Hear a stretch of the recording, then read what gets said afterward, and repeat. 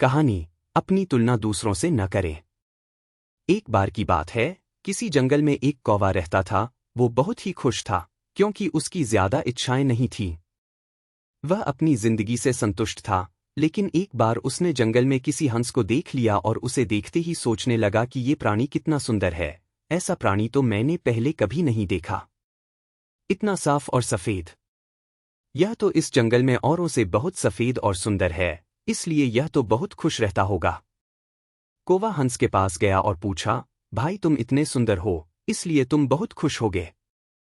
इस पर हंस ने जवाब दिया, हाँ मैं पहले बहुत खुश रहता था, जब तक मैंने तोते को नहीं देखा था। उसे देखने के बाद से लगता है कि तोता धरती का सबसे सुंदर प्राणी है।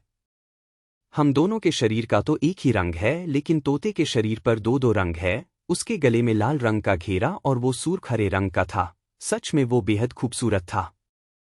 अब कौवे ने सोचा कि हंस तो तोते को सबसे सुंदर बता रहा है, तो फिर उसे देखना होगा।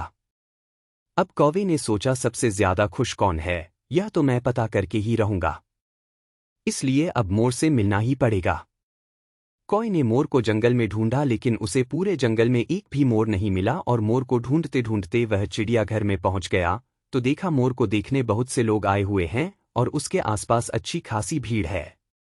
सब लोगों के जाने के बाद कौवे ने मोर से पूछा, भाई तुम दुनिया के सबसे सुंदर जीव हो और रंग बिरंगे हो, तुम्हारे साथ लोग फोटो खिंचवा रहे थे।